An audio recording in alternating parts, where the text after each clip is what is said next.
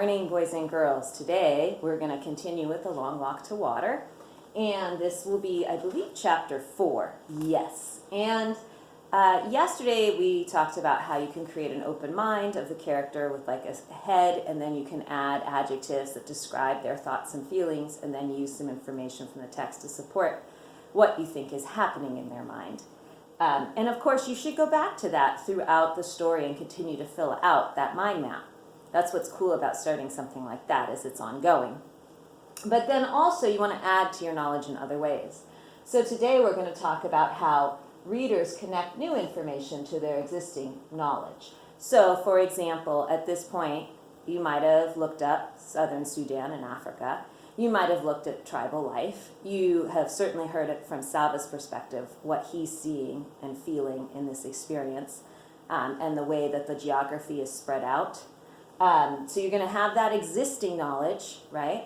And now you want to continue to add to that knowledge. So some ways that we do that in a reading journal or even in conversation is to say something like, I noticed a connection between whatever it is earlier and later, or between what you see happening in the world now and what's happening in Salva's situation, or if this had happened, then blah, blah, blah. So we use a variety of sentence starters to help ourselves connect our new information to existing information in our head to make a richer story, or a richer ability to understand the story in our heads. So here we go, chapter 4. Please be thinking about your existing knowledge and what you can connect today. Southern Sudan, 2008. Naya's mother took the plastic container from her head and emptied the water into 3 large jars.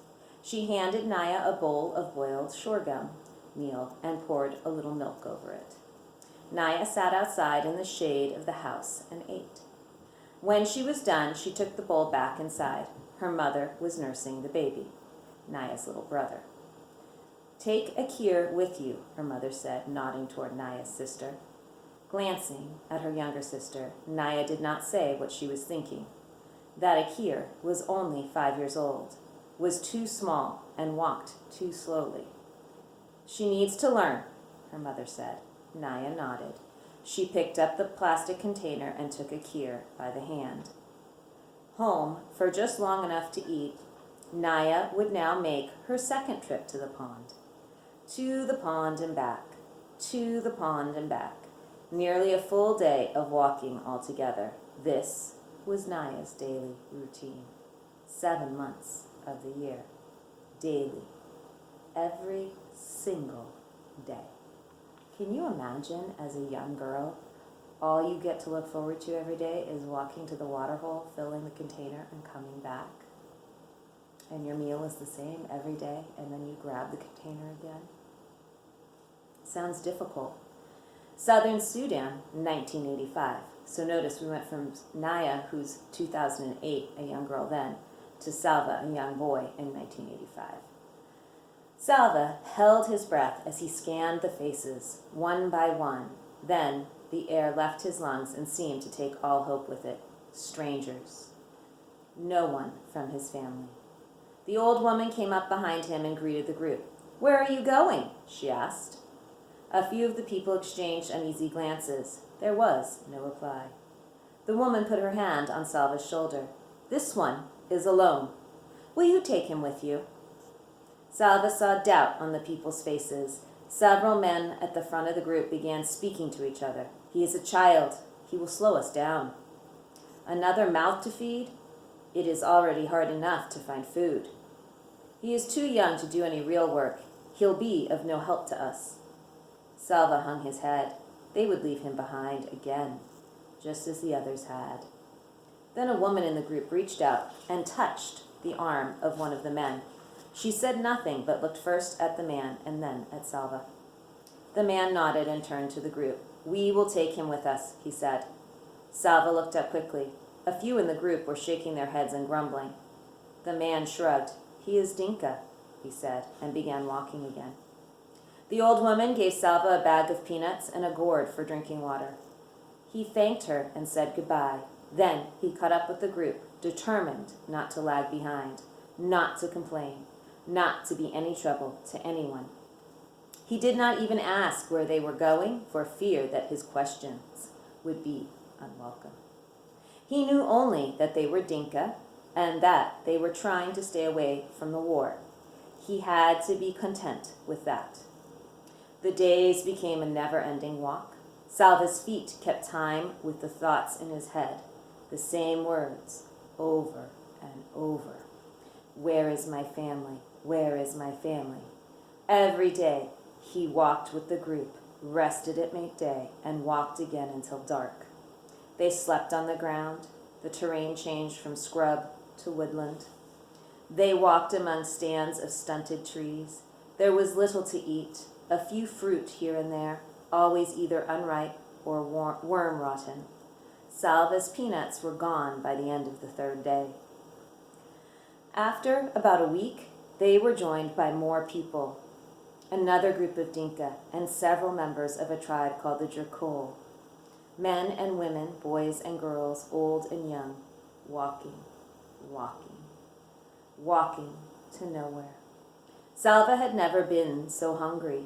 He stumbled along, somehow moving one foot ahead of the other, not noticing the ground he walked on or the forest around him or the light in the sky.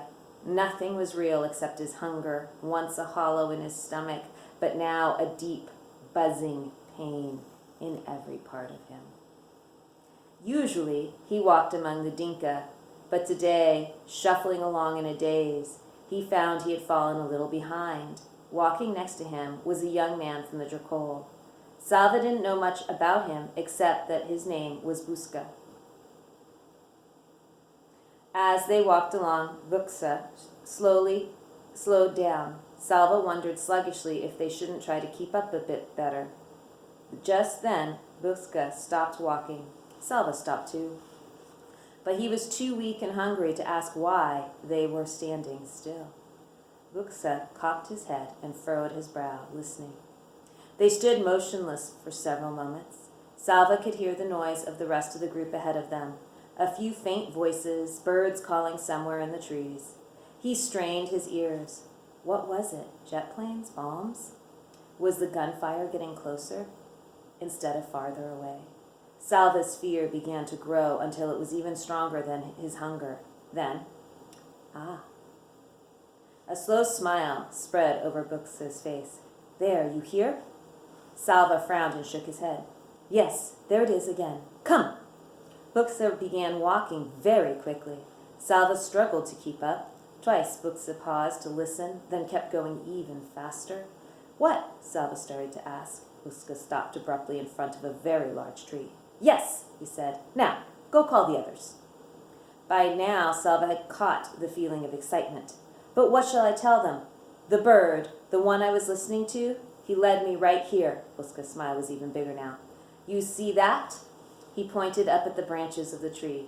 Beehive, a fine, large one. Salva hurried off to call the rest of the group.